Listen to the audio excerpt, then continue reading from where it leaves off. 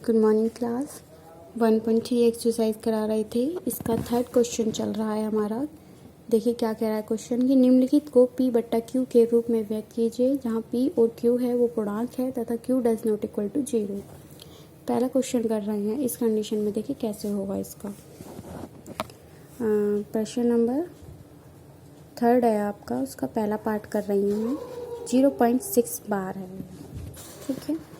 किसी अंक के ऊपर लाइन खींच दी जाती है तो उसे बार बोलते हैं। आप माना x बराबर 0.6 बार।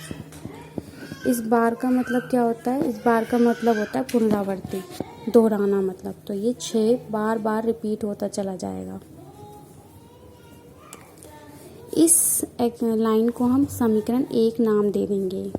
अब देखिए जो क्वेश्चन था, पॉइंट के बाद एक अंक था और उस एक अंक के ऊपर ही बार लगा हुआ था, तो हम दोनों पक्षों में यहाँ 10 से गुणा करेंगे, ठीक है। मान लीजिए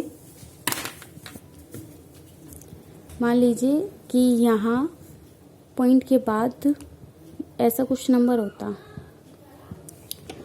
और इन दोनों के ऊपर ही बार होता, तो यहाँ तो 2 अंक के ऊपर बार आ गया, तो अब कितने की गुणा होगी? तो याद रखिए जितने अंक के ऊपर बार होगा उसका अर्थ ये होगा कि यहाँ तो 10 से इंटू होना है क्योंकि एक अंक पर है, और यहाँ पर 2 अंक है तो इसका मतलब ये है कि यहाँ पर 100 से गुणा होना है दोनों पक्षों में।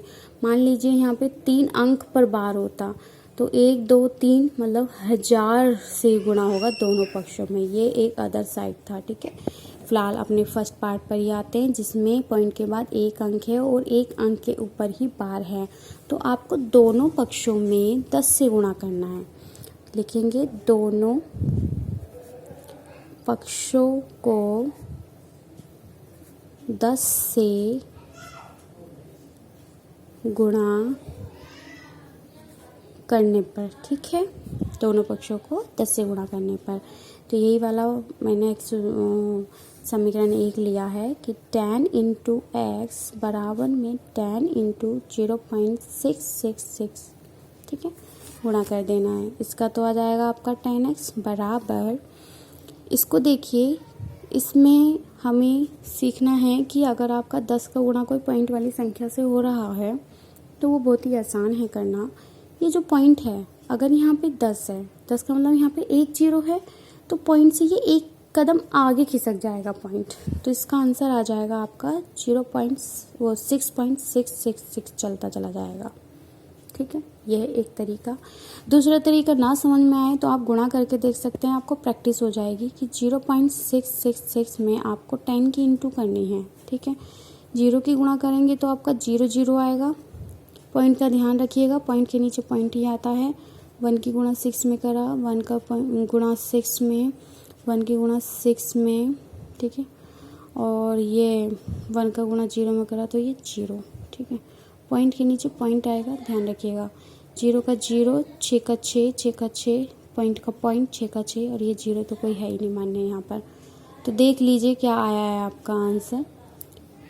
या यहाँ पर पॉइंट ना लगाकर आप ये ध्यान रखिएगा कि जो आंसर आ रहा है पॉइंट वाली संख्या देखिएगा सीधे हाथ की तरफ से कितने अंक बाद पॉइंट है। 3 अंक बाद, तो आंसर में 1 2 3 अंक, 3 अंक के बाद आपको पॉइंट लगा देना है। मैंने जो आंसर निकाला था वो भी वही यही है, ठीक है। आप देखिए इसको आप समीकरण 2 का नाम दे दीजिए और कहेंगे कि समीकरण 2 में से समीकरण 1 को घटाने पर। हमें इस टाइप के क्वेश्चन में ऐसा ही करना है, समीकरण 2 में से समीकरण 1 को घटा देना है। घटाने या जोड़ने का तरीका सही रखिएगा। जिस हाथ का पक्ष हमको करना है उस समीकरण के उसी हाथ के पक्ष में से माइनस प्लस होना चाहिए। जैसे कि ये राइट आपका लेफ़्ट साइड है तो लेफ़्ट साइड का लेफ़्ट साइड से, राइट साइड का राइट साइड से होगा। समीकरण 2 में से आपको 1 को माइनस करना, तो पहले समीकरण 2 का लेफ़्ट रख लिया आपने 10x माइनस समीकरण फर्स्ट का लेफ़्ट साइड x बराबर, ठीक है। फिर आपका राइट पार्ट आ जाएगा 666 डॉटेड डॉटेड माइनस समीकरण 1 का राइट साइड 0.666, ठीक है।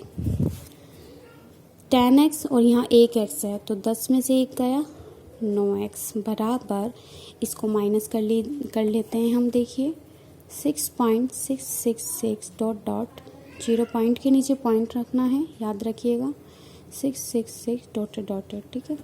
माइनस करेंगे, 6 में से 6 गया 0, 6 में से 6 गया 0, 6 में से 6 गया 0, पॉइंट का पॉइंट, 6 में से 0 गया 6। तो आपका आंसर क्या आ जाता है यहाँ पर 6।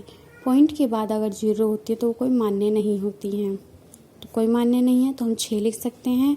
अब यहाँ देखिए 9 और x दोनों के बीच में जो साइन है वो गुणा का है, तो इसका जो ये 9 है दूसरे साइड में दूसरे अंक के नीचे जा सकता है, 6/9 हो जाएगा।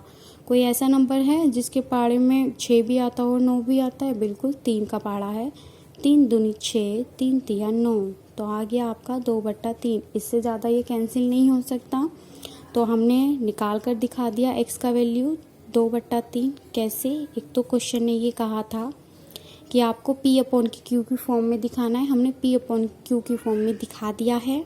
फिर हमने कहा है कि वो पूर्णांक होना चाहिए, देखिए पूर्णांक नंबर है।